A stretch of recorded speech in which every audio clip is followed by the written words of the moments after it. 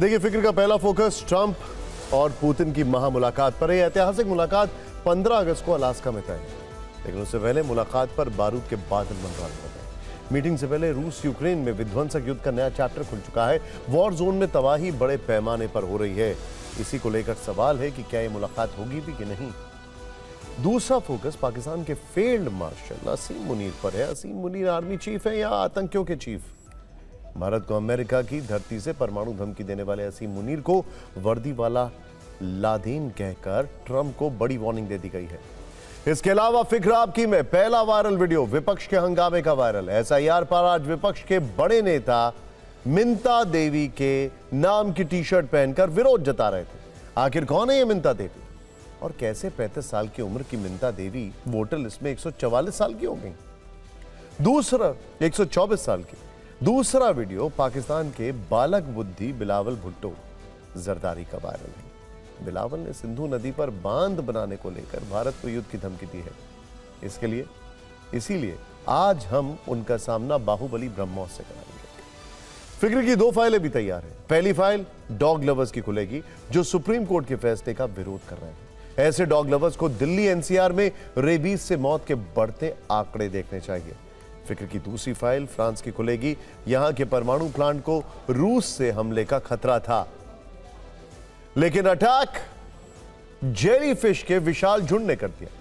नौबत यह आ गई कि न्यूक्लियर प्लांट को फौरन बंद करना पड़ा। ट्रंप और पुतिन 15 अगस्त को यानी 72 घंटे बाद अलास्का में मीटिंग करने वाले हैं। रूस यूक्रेन युद्ध पर पहली बार आमने सामने बैठकर बात करने वाले हैं, लेकिन टीवी 9 की ग्लोबल फिक्र से कई सुलगते सवाल हैं जिनके जवाब शायद ही किसी पक्ष के पास हैं। जरा ध्यान से देखिएगा। पहला सवाल, ट्रंप पुतिन की बैठक से ठीक पहले रूस यूक्रेन में जंग अचानक से तेज क्यों हो गई है?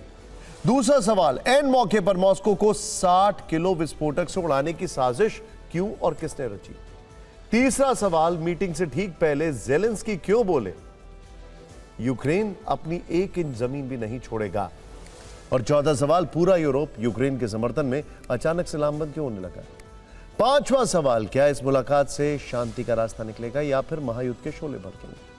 हम आपको सभी सवालों का जवाब देंगे। शुरुआत युद्ध के भयानक चैप्टर से करते हैं, जिसमें तबाही की तस्वीरें ट्रंप और पुतिन की संभावित मुलाकात पर बारूदी घात जैसी हैं। युद्ध में जब बातें बारूद से ऊपर उठकर शांति की होने लगे तो हमलों की रफ्तार धीमी करनी पड़ती है ताकि विश्व में सकारात्मक संदेश जाए। दोनों दुश्मन देशों के बीच में कॉन्फिडेंस बिल्डिंग मेजर्स दिखाई दें और ऐसा लगे कि युद्ध का पक्षधर कोई नहीं है। मानवता की फिक्र हर किसी को है, लेकिन ट्रंप और पुतिन की मुलाकात से ठीक पहले रूस यूक्रेन मिलकर शांति का ऐसा कोई रास्ता नहीं खोज रहे हैं। और ट्रंप पुतिन की मुलाकात पर संकट के बादल बिछाने लगे। हम ऐसा क्यों कह रहे हैं? तो आप वॉर जोन से आई लेटेस्ट हमलों की तस्वीरें देखिए। रूस ने यूक्रेन पर भीषण अटैक किया। सूमी में यूक्रेन के वेपन डिपो को तबाह कर दिया। यूक्रेन की ड्रोन फैक्ट्री को नष्ट कर दिया। रूस की आर्मी ने यूक्रेनी फोर्स के ठिकानों पर एमएलआरएस से हमला किया है। कई ठिकानों पर रॉकेट हमले से तबाही मचाई है। यूक्रेनी फोर्स को भारी नुकसान पहुंचाया। रूस ने जब यूक्रेन पर जबरदस्त अटैक किया तो कीव ने मॉस्को को भी विध्वंसक जवाब दिया। डोनेस्क में रूसी ठिकानों को टारगेट किया है। सोलेदार में रूसी सैन्य ठिकानों पर एयर स्ट्राइक की गई है। रूस के कई रॉकेट लॉन्चर तबाह कर दिए। रूस के स्तावरोपोल को निशाना बनाया। रूस के 2 क्रिटिकल इंफ्रास्ट्रक्चर पर हमला किया है। मोनोक्रिस्टल प्लांट और नेपच्यून प्लांट पर ड्रोन अटैक से तबाही मचा दी है। नेपच्यून प्लांट में रूसी वॉरशिप के कंट्रोल सिस्टम बनते जो इस नए हमले से बर्बाद हो गए। स्तावरोपोल में ही रूस के मिलिट्री यूनिट पर कामिकाजी ड्रोन से अटैक किया गया है। रूस के क्रिटिकल इंफ्रास्ट्रक्चर को काफी नुकसान पहुंचाया। रूस पर यूक्रेन का यह लगातार दूसरे दिन बहुत बड़ा ड्रोन हमला था। यूक्रेन ने रूस के आसमान में कई अटैक ड्रोन भेजे थे। स्तावरोपोल के अलावा यूक्रेन ने रूस के तातरस्तान में भी बड़ा हमला किया है। यहां यूक्रेन के ड्रोन्स रूस के मिलिट्री फैसिलिटी की ओर बढ़ते दिखे हैं। रूस ने यूक्रेन के ज्यादातर ड्रोन हमलों को एयर डिफेंस सिस्टम से नष्ट करने का दावा किया। यूक्रेन के 25 से ज्यादा ड्रोन नष्ट कर दिए हैं। रूस ने 22 यूक्रेनी ड्रोन्स को रोस्तोव में तबाह कर दिया। स्तावरोपोल में हमले से पहले 3 यूक्रेनी ड्रोन नष्ट किए गए। रूसी फाइटर जेट और डिफेंस सिस्टम पूरे समय अलर्ट पर है। आपने अभी तक रूस यूक्रेन में विध्वंस की आधी पिक्चर देखी है। आधी। पूरी फिल्म इससे ज्यादा खतरनाक और फिक्र बढ़ाने वाली है। ट्रंप पुतिन मुलाकात से ठीक पहले मॉस्को को दहलाने की बड़ी योजना बनाई गई थी। रूस की खुफिया एजेंसी एफएसबी ने एक ऐसी साजिश का पर्दाफाश किया है। एक कार में प्लांट किए गए 60 किलो विस्फोटक का पहले ही पता लगा लिया गया। संदिग्ध हमलावर को अटैक करने से पहले ही गिरफ्तार कर लिया गया। दावा है कि गिरफ्तार आरोपी ने अपना गुनाह कबूल कर लिया है। वो एक बड़े रूसी सैन्य अफसर को मारना चाहता था। सोच कर देखिए, मॉस्को में हमला अगर सफल हो जाता तो पुतिन और ट्रंप की मुलाकात असंभव थी। इसके बाद वैसे पुतिन और ट्रंप की मुलाकात इसलिए भी टल सकती है क्योंकि ज़ेलेंस्की के अनुसार पुतिन के इरादे कुछ और ही हैं। डिटेल जानने से पहले सूमी का हाल देखते हैं। पुतिन के इरादे अगर देखने तो सूमी का हाल देखिए। सूमी की सीमा पर बड़ी संख्या में रूसी टैंकों का मूवमेंट है। सूमी के पास 50,000 रूसी सैनिकों की तैनाती है। सूमी को लेकर रूस की वायुसेना, मरीन्स और एयरबॉर्न यूनिट अलर्ट पर। सूमी के रास्ते कीव तक पहुंचने और सूमी को बफर जोन बनाने की तैयारी है। सूमी में जून तक करीब 125 वर्ग किलोमीटर तक रूसी कब्जे का दावा है। सूमी से राजधानी कीव की दूरी 330 किलोमीटर है। यूक्रेन को आशंका है कि रूस वाया सूमी कीव की ओर ग्राउंड फोर्स को बढ़ा सकता है। ये हमले, ये प्लानिंग क्या इशारा है? सब कुछ जानने के बाद आप यही कहेंगे कि ऐसे हालात में शांति की बातें बेमानी लगती हैं। लेकिन ट्रंप पुतिन से हर हाल में मिलना चाहते हैं। पुतिन को धमकी भी दे रहे हैं, कह रहे हैं कि पुतिन मुझसे कभी पंगा नहीं लेंगे। ट्रंप ज़ेलेंस्की को भी लगे हाथ उनकी हदें बता रहे हैं। कह रहे हैं कि पुतिन के साथ मीटिंग में ज़ेलेंस्की को शामिल नहीं करेंगे। वहीं ज़ेलेंस्की कह रहे हैं कि पुतिन शांति नहीं, बड़ी जंग की तैयारी कर रहे हैं। ज़ेलेंस्की ये दावा इंटेलिजेंस मिलिट्री के हवाले से कर रहे हैं। ज़ेलेंस्की ट्रंप के जमीन की अदला बदली के विकल्प से भी इनकार कर रहे हैं। संविधान का हवाला देकर ट्रंप की रूस से संभवित डील को भी अभी से खारिज कर रहे हैं। सुनिए और समझिए सभी पक्षों के दावे, ट्रंप पुतिन मुलाकात को लेकर सभी पक्षों के इरादे।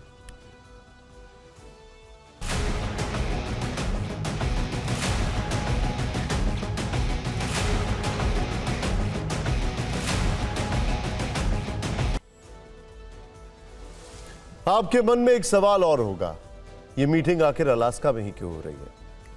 अलास्का रूस से सिर्फ 88 किलोमीटर ही दूर है। दोनों के बीच का जो मिनिमम डिस्टेंस है, अलास्का के बिल्कुल पास रूसी क्षेत्र में पुतिन की सेना का महत्वपूर्ण मिलिट्री बेस है। इस क्षेत्र में रूस के कुछ एयरफोर्स बेस और सैन्य निगरानी स्टेशन है जहां परमाणु हथियार भी हो सकते हैं। ऐसे में अलास्का में पुतिन को गिरफ्तार कर पाना आसान नहीं होगा। वैसे अलास्का के बारे में आपको बता दें कि यह कभी रूस का हिस्सा हुआ करता था और पुतिन पहले रशियन प्रेसिडेंट होंगे जो अलास्का जाएंगे। राजस्थान से 5 गुना बड़े इस क्षेत्र को रूस ने 158 वर्ष पहले अमेरिका को सिर्फ 45 करोड़ रुपए में बेच दिया था। उस समय रूस ने अलास्का को ब्रिटेन के कब्जा करने के डर से अमेरिका को बेच दिया था। अब उसी अलास्का में पुतिन और ट्रंप मिलने वाले हैं। रूस यूक्रेन युद्ध में शांति का रास्ता खोजने वाले हैं। लेकिन ट्रंप पुतिन से मिले उससे पहले ही यूरोप ने नई चाल चल दी है। शांति वार्ता के 48 घंटे पहले यानी कि 13 अगस्त को ज़ेलेंस्की और यूरोपीय नेताओं की बड़ी बैठक होने वाली है। जर्मन चांसलर फ्रेडरिक मर्ज इस वर्चुअल मीटिंग का नेतृत्व करने वाले हैं। बैठक में फ्रांस, ब्रिटेन, फिनलैंड, इटली और पोलैंड के नेता शामिल होंगे। इमरजेंसी बैठक में ईयू और नेटो के प्रतिनिधि भी मौजूद रहेंगे, जिसमें यूक्रेन को सपोर्ट करने की बातें अभी से उठने लगी। अमेरिका के बगैर रूस के जंग लड़ने के लिए यूरोप की गोलबंदी तेज हो चुकी है। फिक्र में अब बात अमेरिकी राष्ट्रपति डोनाल्ड ट्रंप के डबल स्टैंडर्ड की। हालांकि वो कोई ब्रेकिंग न्यूज नहीं है कि वो डबल स्टैंडर्ड रखते हैं, सबको पता है। कभी चीन को भर भर कर सुनाने वाले ट्रंप के मन में चीन के लिए प्रेम जाग गया है। जिनपिंग अचानक उनके अच्छे दोस्त बन गए हैं और टैरिफ पर दुनिया को धमकाने वाले ट्रंप अब चीन पर मेहरबान हो गए। विश्व कूटनीति में जब भी छल, कपट, चालाकी, धोखेबाजी, पाखंड और बेईमानी में किसी वर्ल्ड लीडर का नाम लिया जाएगा तो इस लिस्ट में डोनाल्ड ट्रंप टॉप पर होंगे। क्योंकि अब तो दुनिया भी देख रही है कि आखिर ट्रंप टैरिफ पर क्या कर रहे हैं। इस बार ट्रंप ने जो किया है उससे वो एक बार फिर पूरी दुनिया के सामने एक्सपोज हो गए। इसकी वजह है चीन पर दिखाई गई 90 दिन की मेहरबानी और 90 दिन की मेहरबानी। यानी ट्रंप ने चीन पर टैरिफ और 90 दिनों के लिए टाल दिया। टैरिफ पर ट्रंप की इस कुटिल कहानी की चर्चा हर तरफ हो रही है। यह इसलिए क्योंकि चीन अमेरिका में जो टैरिफ वॉर हुआ है उसने पूरी दुनिया का ध्यान अपनी तरफ खींचा है। इसकी टाइमलाइन भी देखिए। 2 अप्रैल से पहले चीन पर अमेरिका का 20% टैरिफ था, लेकिन 2 अप्रैल को अमेरिका ने चीन पर टैरिफ 34% बढ़ाकर 54% कर दिया। 4 अप्रैल को चीन ने अमेरिका पर 34% जवाबी टैरिफ लगा दिया। 9 अप्रैल को अमेरिका ने चीन पर 50% टैरिफ बढ़ाकर 104% 104% कर दिया। इसी दिन 9 अप्रैल को ही चीन ने रेसिप्रोकल अमेरिका पर टैरिफ लगा दिया, 50% बढ़ाकर 34 से 84% कर दिया। 10 अप्रैल को अमेरिका ने चीन पर टैरिफ बढ़ाकर 145% कर दिया। इसी दिन चीन ने अमेरिका पर जवाबी टैरिफ बढ़ाकर 125% कर दिया। इसके बाद 11 मई को अमेरिका ने चीन पर 90 दिनों के लिए टैरिफ को टाल दिया है, जिसकी डेडलाइन कल खत्म हुई, और अमेरिका ने चीन पर फिर 90 दिनों के लिए टैरिफ को टाल दिया है। इसमें एक बात नहीं भूलनी चाहिए कि चाइना के लिहाज से अगर बात की जाए तो चाइना भी रशिया से सबसे ज्यादा ऑयल खरीदता है, सबसे ज्यादा ऑयल और गैस भी खरीदता है। उसके बाद भी ट्रंप मेहरबान है, इसीलिए इनके डबल स्टैंडर्ड्स हैं। डिप्लोमेसी में ट्रंप के लिए छल और कपट जैसे शब्दों का इस्तेमाल इसलिए हो रहा है क्योंकि उन्होंने रूस से तेल खरीदने वाले देशों पर नाराजगी जाहिर की। भारत भी एक है, ट्रंप कई बार भारत का नाम ले चुके हैं, लेकिन ट्रंप डबल स्टैंडर्ड दिखाते हुए किस तरीके से चाइना को माफ कर रहे हैं। भारत हर रोज रूस से 18 लाख बैरल तेल खरीदता है और अमेरिका ने भारत पर 50% टैरिफ लगाया, जबकि चीन हर रोज रूस से 19,70,000 बैरल तेल खरीदता है, जबकि उस पर सिर्फ 30% ओवरऑल टैरिफ लगाया गया है। इसीलिए हम कह रहे हैं कि टैरिफ पर ट्रंप का यह दोहरा रवैया उन्हें नैतिकता की कसौटी पर 0 नंबर देता है। बात सिर्फ यहीं तक नहीं है, ट्रंप ने अपने नए एग्जीक्यूटिव ऑर्डर पर साइन करने के लिए चीन के लिए जो प्रेम दिखाया है वो कल्पना से परे है। ट्रंप ने कहा है कि चीन हमसे अच्छे से बर्ताव कर रहा है, प्रेसिडेंट जिनपिंग और मेरे काफ़ी अच्छे संबंध हैं। चीन के लिए ट्रंप के मन में इस प्रेम के पीछे है करोड़ों डॉलर का अमेरिकी कारोबार। ट्रंप अच्छी तरीके से जानते हैं अगर उन्होंने चीन पर टैरिफ बढ़ा दिया तो बदले में चीन भी अमेरिका पर टैरिफ लगाएगा और इसका नुकसान अमेरिकी कंपनियों के साथ साथ अमेरिकी कंज्यूमर्स को उठाना पड़ेगा। ट्रंप जानते हैं कि चीन को 90 दिनों की मोहलत से अमेरिका में अरबों की दौलत आने के पूरे चांस हैं। फिलहाल अमेरिका और चीन एक दूसरे पर गुड्स और टेक्नोलॉजी पर काफी कम टैरिफ रख रहे हैं। इससे रेयर अर्थ एक्सपोर्ट और चिप की खरीदारी लगातार होती रहेगी। ट्रंप ने चीन को बड़ी कंपनियों में खुलेआम व्यापार की छूट भी दी है। अगले कुछ दिनों में चीन और अमेरिका में कुछ और दौर की बातचीत होगी। ट्रंप अक्टूबर के आखिर में चीन के दौरे पर भी जा सकते हैं। अमेरिका और चीन की नजदीकियों का असर यह हुआ है कि चीन से अमेरिका को एक्सपोर्ट होने वाला रेयर अर्थ मैग्नेट जून में 353 टन तक पहुंच गया, जो कि मई में 46 टन ज्यादा था, मई से 46 टन ज्यादा था। वहीं ट्रंप ने कहा है कि वो चीन को आर्टिफिशियल इंटेलिजेंस में इस्तेमाल होने वाले उस सेमीकंडक्टर की शिपमेंट की मंजूरी देगा जिसे उसने पहले रोक दिया था। और इस वक्त एक बड़ी खबर आ रही है बलूचिस्तान पर। इस वक्त की बड़ी खबर, बलूचिस्तान में 9 पाकिस्तानी सैनिक मारे गए। बड़ी खबर, बीएलए मजीद ब्रिगेड पर अमेरिकी प्रतिबंध के बाद यह बड़ा हमला है। मानो उन्होंने एक तरीके से जवाब दिया है कि जो अमेरिका ने उनको आतंकियों की सूची में डाल दिया, उसके बाद बीएलए पर यूएस के प्रतिबंधों के बाद यह बड़ा हमला है। पाकिस्तान प्रेम में अमेरिकी राष्ट्रपति डोनाल्ड ट्रंप इतने अंधे हो चुके हैं कि उन्हें सही और गलत का फर्क ही नहीं समझ में आता। वो वही कर रहे हैं जो जनरल मुनीर चाहते हैं या कह रहे हैं। जिस तरह के वो फैसले ले रहे हैं उससे ये लग रहा है कि ट्रंप पाकिस्तान के रिमोट कंट्रोल से चलने लगे हैं। अब ये तो नौबत आ गई है कि ट्रंप पाकिस्तान और आतंकवाद में फर्क कर बैठे, जबकि दोनों एक ही सिक्के के दो पहलू हैं। पाकिस्तान को आतंकवाद भड़काने की सजा देने के बजाय ट्रंप ने पाकिस्तान के जुल्म के खिलाफ खड़े संगठनों को ही आतंकी ग्रुप घोषित कर दिया है। यह अमेरिका के विदेश विभाग का वो दस्तावेज है जिसमें बलोच लिबरेशन आर्मी और मजीद ब्रिगेड को फॉरेन टेररिस्ट ऑर्गेनाइजेशन घोषित किया गया है। अमेरिका के विदेश मंत्री मार्को रूबियो ने अपने बयान में लिखा है कि बीएलए ने 2024 में कराची एयरपोर्ट के पास और ग्वादर एयरपोर्ट अथॉरिटी कॉम्प्लेक्स में आत्मघाती हमलों की जिम्मेदारी ली थी। मार्च 2025 में जाफर एक्सप्रेस ट्रेन को हाईजैक करने की भी जिम्मेदारी ली थी, जिसमें 31 नागरिक और सुरक्षा कर्मी मारे गए थे। 300 से अधिक यात्रियों को बंधक बनाया गया था। मार्को रूबियो का कहना है कि 2019 से बीएलए और माजिद ब्रिगेड हमलों की जिम्मेदारी ले रहा है। अमेरिका ने यह निर्णय उस दिन लिया जिस दिन बलूच की आजादी के समर्थक लंदन में अपना स्वतंत्रता दिवस मना रहे थे। उसी दिन बलूचिस्तान की आजादी के लिए लड़ने वाले 2 संगठनों को आतंकी संगठन घोषित कर दिया गया। बड़ा सवाल यह है कि पाकिस्तान की आर्मी के कई सबूत हमने दिए हैं कि वो भारत में आतंकी गतिविधियों में रिस्पॉन्सिबल है। क्यों ट्रंप पाकिस्तान आर्मी को आतंकी संगठन घोषित नहीं करते? फर्क पता ही है, क्योंकि पाकिस्तान आर्मी वहां से हथियार खरीदती है, बीएलए नहीं। ट्रंप के इस डिसीजन का बलूचिस्तान समर्थक विरोध जता रहे हैं। सोशल मीडिया पर अमेरिका से सवाल पूछा जा रहा है। बलूचिस्तान के एक्टिविस्ट मीर यार बलोच ने कहा है कि बलोच आतंकवादी नहीं है, बल्कि वो 78 साल से पाकिस्तान के जुल्म का शिकार हो रहे हैं। पाकिस्तान ने क्रूर तरीके से बलूचिस्तान पर अपना कब्जा कर रखा है। यही डोनाल्ड ट्रंप का जो होटल है, उसके बाहर बलोच लिबरेशन आर्मी, बल्कि बलूचिस्तान के लोगों को जो यातनाएं दी हैं, उसके ट्रक्स निकले हैं। मैंने अपनी आंखों से खुद देखे अमेरिका में। खैर, जो एक्टिविस्ट हैं उनका कहना है ट्रंप से, उन्होंने ट्रंप को यह याद दिलाया कि अमेरिका का most wanted Osama bin Laden Pakistani सेना की सुरक्षा में वर्षों तक एबटाबाद में रहा है। आईएसआई की शय पर पाकिस्तानी आतंकियों ने डेथ टू अमेरिका के नारे लगाए हैं, तो फिर बलोच कार्यकर्ता आतंकवादी कैसे हो गए? इस मुद्दे पर ऑनलाइन मुहिम भी शुरू हो गई। सोशल मीडिया पर पोलिंग चल रही है। सवाल यह कि आखिर असली आतंकवादी कौन है, पाकिस्तान या बीएलए? यहां फैसले की टाइमिंग पर भी ध्यान देना जरूरी है। यह फैसला ऐसे वक्त में लिया गया है जब जनरल मुनीर दूसरी बार अमेरिका के दौरे पर गए थे। पाकिस्तान के लिए यह खबर मन की मुराद पूरे होने जैसी है। पाकिस्तान के विदेश मंत्रालय ने बयान जारी करके बीएलए और मजीद ब्रिगेड को आतंकी संगठन घोषित करने के अमेरिका के फैसले का स्वागत किया।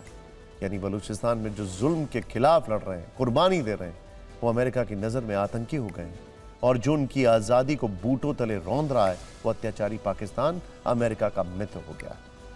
एक तरह से ट्रंप ने अब जनरल मुनीर को बलूचिस्तान में कहर बरपाने की खुली छूट दे दी है। इस निर्णय का असर यह होगा कि बलोच की आजादी की आवाज खुलकर कुचली जाएगी।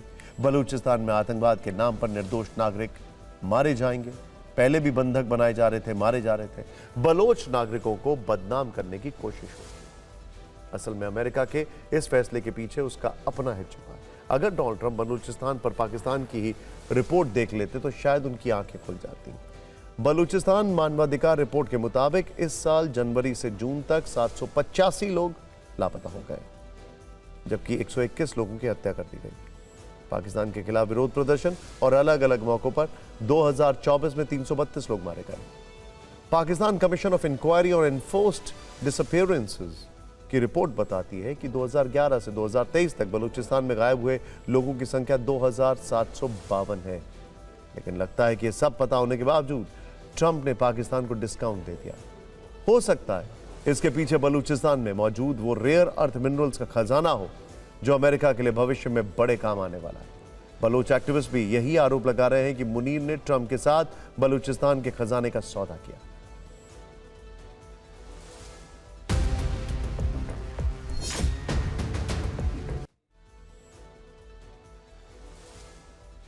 आपको याद होगा पिछले हफ्ते बलूचिस्तान में इंटरनेट बंद कर दिया गया। धारा 144 भी लगा दी गई थी। तो क्या अमेरिका के इस फैसले की स्क्रिप्ट पहले से लिखी जा रही है? वैसे मुनीर को यह पता होना चाहिए कि जिस बलूचिस्तान को पाकिस्तान अपना हिस्सा मानता, असल में पाकिस्तान के जनक रहे। जिन्ना खुद उसकी स्वतंत्रता के समर्थक थे।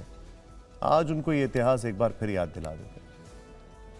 बलूचिस्तान को नया देश बनाने के लिए 4 अगस्त 1947 को दिल्ली में एक बैठक बुलाई गई, जिसमें ब्रिटिश वायसराय लॉर्ड माउंटबेटन के साथ पंडित नेहरू और जिन्ना भी मौजूद थे। उस बैठक में जिन्ना ने ही कलात, खरान, लासबेला और मकरान रियासतों को मिलाकर एक आज़ाद बलूचिस्तान बनाने का सुझाव दिया। 11 अगस्त 1947 को कलात, पाकिस्तान और ब्रिटेन के बीच एक समझौता हुआ। इसमें कलात को एक स्वतंत्र देश के रूप में स्वीकार किया गया। लेकिन दिक्कत यह हो गई कि बाद में खरान, लासबेला और मकरान रियासत पाकिस्तान में शामिल होने को तैयार हो गई और कलात अकेला रह गया। उसी साल अक्टूबर में जिन्ना का भी मन बदल गया और उन्होंने कलात को भी जबरन पाकिस्तान का हिस्सा बना लिया। पाकिस्तान की इसी जबरदस्ती के खिलाफ तब से बलूचिस्तान की आग धधक रही है। इसीलिए पाकिस्तान के इस हिस्से में आज भी 11 अगस्त को आजादी दिवस के तौर पर मनाया जाता है। फिक्र में बात पाकिस्तान की सेना प्रमुख असीम मुनीर की, जिनकी तुलना खूंखार आतंकी से हो रही है। ऐसे आतंकी से जिसने अमेरिका पर बड़ा अटैक किया था, ऐसे आतंकी से जिसको अमेरिका ने पाकिस्तान में घुसकर खत्म किया था। फिर भी पाकिस्तान के सेना प्रमुख अमेरिका की धरती से परमाणु बम की धमकी दे रहे हैं। यही वजह है उनकी तुलना आतंकी से हो रही है। उन्हें सूट बूट वाला लादेन कहा जा रहा है। जी हां, उसामा बिन लादेन। वर्दी वाले जनरल को, पाकिस्तान के फील्ड मार्शल को सूट बूट वाला लादेन कहा जा रहा है और उन्हें यह नई उपाधि दी है पेंटागन के पूर्व अधिकारी माइकल रूबिन ने। आप यह सोच रहे होंगे कि आखिर किसी देश के सेना प्रमुख की तुलना आतंकी से क्यों हो रही है, इसकी आखिर जरूरत क्यों पड़ी है। मुनीर को सूट बूट वाले लादेन की उपाधि देने के पीछे 3 बड़े कारण हैं। पहला कारण यह है कि मुनीर की सोच आतंकी उसामा बिन लादेन जैसी। दूसरी वजह है दुनिया को बर्बाद करने की मुनीर की प्रबल परमाणु इच्छा। तीसरी वजह है ट्रंप की चापलूसी से तानाशाह बनने की ख्वाहिश। दरअसल असीम मुनीर इन दिनों अमेरिका और यूरोप के दौरे पर है। अमेरिका में उन्होंने कहा था कि अगर पाकिस्तान के अस्तित्व पर खतरा आया तो परमाणु हथियारों से आधी दुनिया को डुबो देंगे। इस बयान के बाद अमेरिका में पेंटागन के पूर्व अधिकारी माइकल रूबिन ने मुनीर की तुलना उसामा बिन लादेन से की और उन्होंने कहा कि अमेरिका में मुनीर को एंट्री नहीं मिलनी चाहिए। देखा जाए तो ये ट्रंप के लिए भी एक सख्त मैसेज है। पाकिस्तान की सेना और आतंकियों के बीच गुप्त गठबंधन वाली चर्चा आपने कई बार सुनी होगी। आपने कई सबूत भी देखे होंगे। पाकिस्तान में आतंकियों की रैली की तस्वीरें भी देखी होंगी, लेकिन पाकिस्तान के सेना प्रमुख की लादेन जैसे आतंकी से तुलना पहली बार हो रही है। यह मैसेज पूरी दुनिया के लिए है, क्योंकि विशेष तौर पर ट्रंप के लिए है, जो मुनीर को मेहमान बनाकर रखते हैं और परमाणु धमकी देने की अनुमति देते हैं। आपको आज यह भी जानना चाहिए कि आखिर लादेन और मुनीर में क्या समानता है। इसको हमने 4 श्रेणी में रखा है। पहली श्रेणी है विचारधारा वाली। लादेन ने आतंक से पूरी दुनिया में तबाही लाई थी। मुनीर आतंक की आग को बढ़ावा देते हैं। इसके कई उदाहरण पूरी दुनिया देख चुकी है।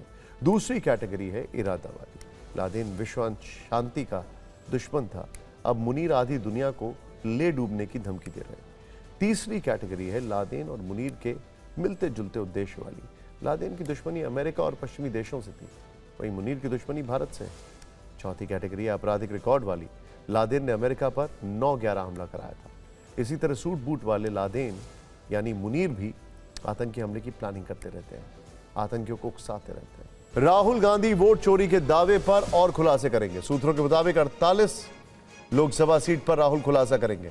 दावा है कि इन सीटों पर भी वोट चोरी के मामले सामने आए हैं। 7 से 8 हिस्से में वोटर लिस्ट जारी करेंगे।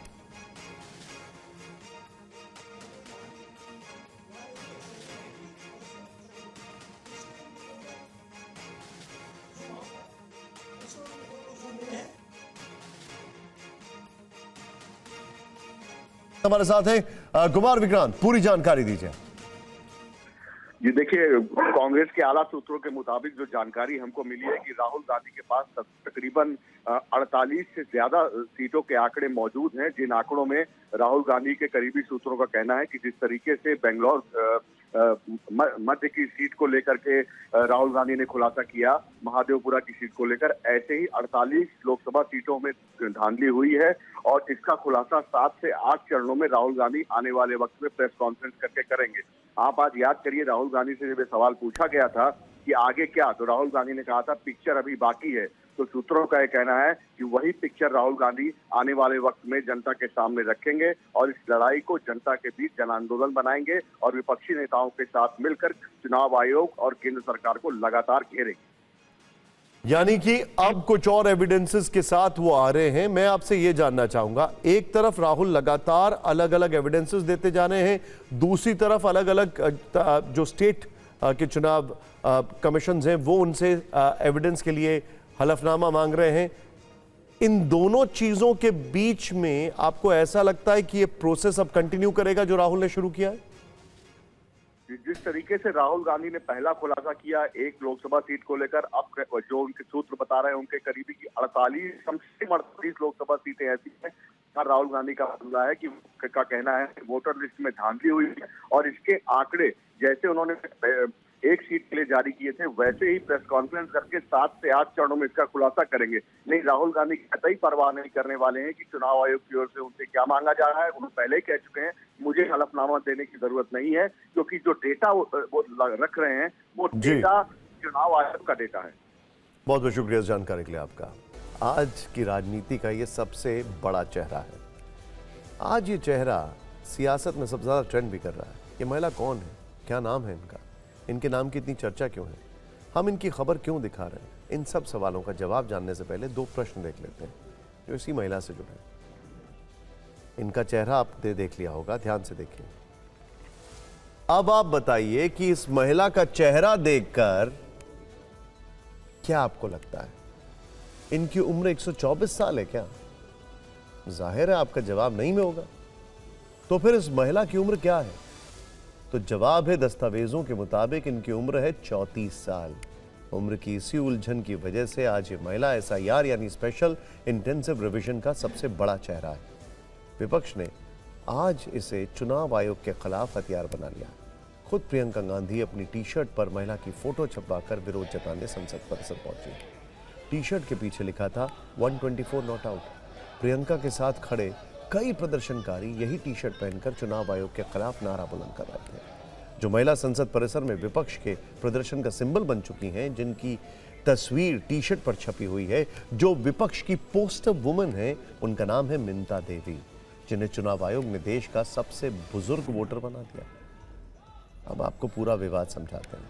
मिंता देवी बिहार के सिवान जिले की, उनका नाम दरौंदा विधानसभा क्षेत्र की वोटर लिस्ट में, लेकिन गड़बड़ झाला उनकी जन्मतिथि को लेकर है। आधार कार्ड के मुताबिक उनकी जन्मतिथि साल 1990 की है, जबकि चुनाव आयोग का वोटर कार्ड बता रहा है कि उनका जन्म वर्ष 1900 में हुआ था।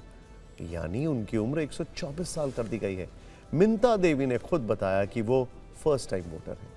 उन्होंने सारे दस्तावेज सही दिए थे, इसीलिए ये उनकी गलती नहीं है। यानी उनका इशारा चुनाव आयोग की तरफ है। हालांकि निर्वाचन पदाधिकारी की जांच में यह कहा गया कि जो फॉर्म भरा गया था उसमें उन्होंने जन्म का वर्ष 1900 लिखा था। अभी तो नहीं देखे थे, मगर 2 दिन पहले ही बात का चर्चा चला तो मेरा वोटर आईडी कार्ड का काम भी पड़ा, तो चर्चा भी चला, काम भी पड़ा, तो वोटर आईडी कार्ड का फॉर्म फाड़े, तब हम देखें कि आधार कार्ड में कुछ और है और वोटर आईडी कार्ड में कुछ और है। तो ये गलती मैं तो नहीं की हूँ ना, ये गलती तो जो जहाँ से भी ये कार्ड बना है, जो हुआ है निर्वाचन वही आदमी किया है। कहाँ से चुक हुआ अब तो हम लोग कैसे बता पाएंगे, हम लोग देखे भी नहीं है कहाँ से चुक हुआ। रियल में उनका उम्र कितना है? उम्र ये 35 है। 35 बरस। 35 है। 124 किया गया, वही पर बवाल हुआ है। हाँ, धरने के लिए कागज दिया गया है। वोटर लिस्ट में गड़बड़ी और SIR का मुद्दा संसद से सुप्रीम कोर्ट तक चर्चा में रहा। दिल्ली में कांग्रेस के छात्र संगठन NSUI ने वोट चोरी के आरोपों पर चुनाव आयोग के खिलाफ मोर्चा खोला। ये इल्जाम लगाया कि चुनाव आयोग और बीजेपी का गठबंधन खुलकर सामने आ गया। NSUI के बाद यूथ कांग्रेस भी चुनाव आयोग के खिलाफ सड़कों पर उतर आई। यानी कांग्रेस के बाद अब उसकी युवा इकाई भी चुनाव आयोग के खिलाफ मोर्चे पर उतर आई है। एक तरफ सड़कों पर युवा ब्रिगेड प्रदर्शन की कमान संभाल रही थी, तो दूसरी तरफ संसद परिसर में प्रियंका गांधी विपक्षी सांसदों के साथ विरोध जता रही थी। ऊपर से मिंता देवी के मामले ने इस प्रदर्शन को नई धार दे दी। विपक्ष को चुनाव आयोग के खिलाफ आज ये बड़ा सियासी हथियार मिल गया। आज इसी मुद्दे पर इंडिया गठबंधन की बैठक हुई, जिसमें आगे की रणनीति पर चर्चा हुई। इधर राहुल गांधी ने कहा है पिक्चर अभी बाकी।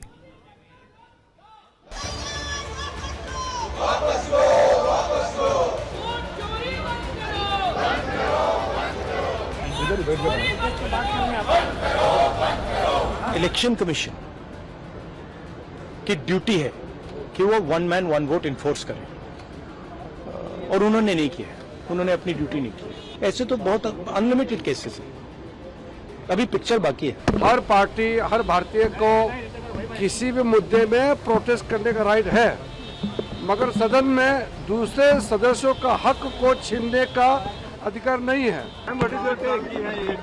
ये प्रतीक है और मतलब इसी चीज का कि क्या जो राहुल जी ने सब प्रेस कॉन्फ्रेंस में बताया कि सब फर्जी वोट लगा रखे हैं, सब नाम, पते, रिश्तेदारों के नाम सब फर्जी है। जो वोट कटा है वो सबका वोट कटा है।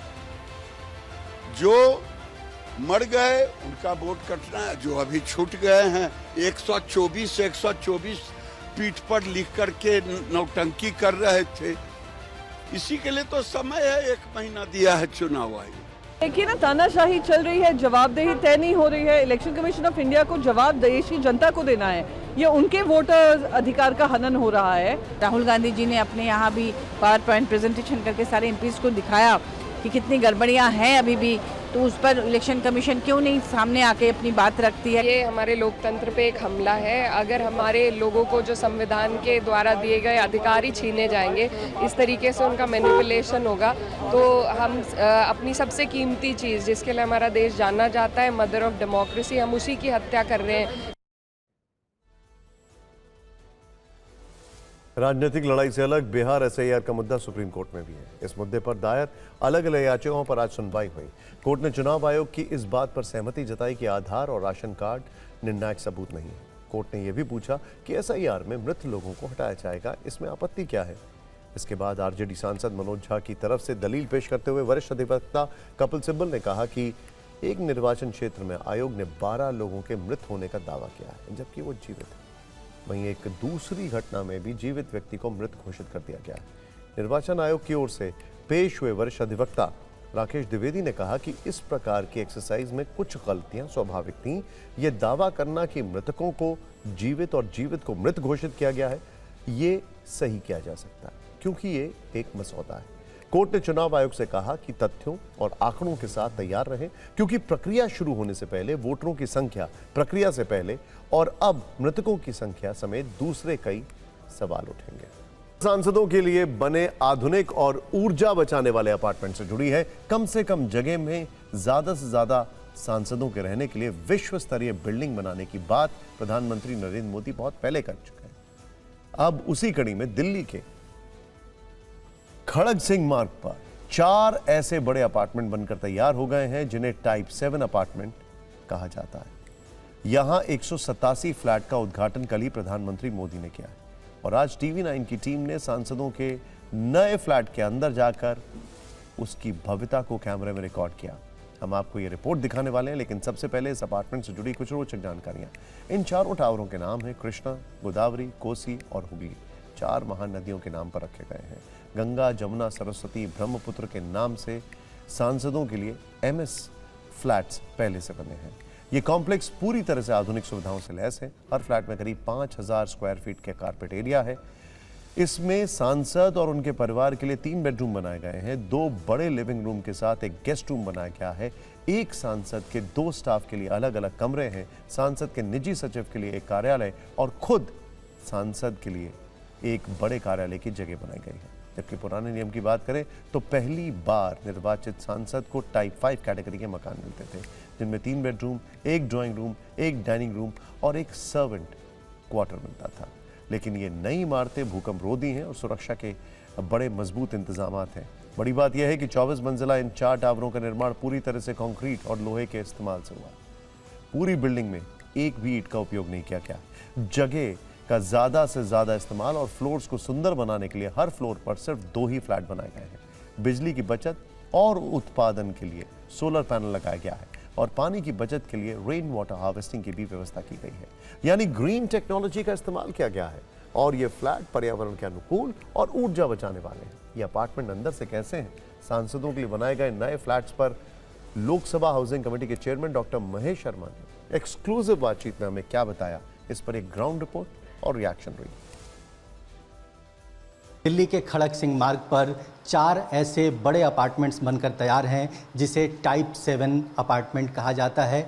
और आमतौर पर टाइप 7 पहले बंगले हुआ करते थे, लेकिन अब कम से कम जगह में ज़्यादा से ज़्यादा सांसद विश्व स्तरीय बिल्डिंग्स में रह पाएँ, बड़े अपार्टमेंट्स में रह सकें, इसके लिए ये अपार्टमेंट बनकर तैयार हैं। ये एक पहला लिविंग रूम है, काफ़ी बड़ा ये लिविंग एरिया है। यहाँ पर सांसद अपने परिवार के साथ बैठ सकते हैं, चूँकि ये उनका निजी स्पेस है, अपना स्पेस है। यहाँ पर किसी स्टाफ के लिए या किसी बाहरी लोगों के लिए ये जगह नहीं है। काफ़ी स्पेशियस किचन है, मॉड्यूलर किचन है, जो गैस स्टोव हैं वो इनबिल्ट यहाँ पर बनाए गए हैं। जो मकान 1935 से लेकर और 1955 के बीच में, यानी करीबन 70 से 90 साल की अपनी वो जीवन जी चुके हैं, और इस वक्त उनके रख रखाव का खर्चा बहुत ज़्यादा होता जा रहा था और मिलने में भी दिक्कत आ रही थी। तो प्रधानमंत्री जी ने तुरंत ये आदेशित किया कि इन मकानों को बनाया जाए।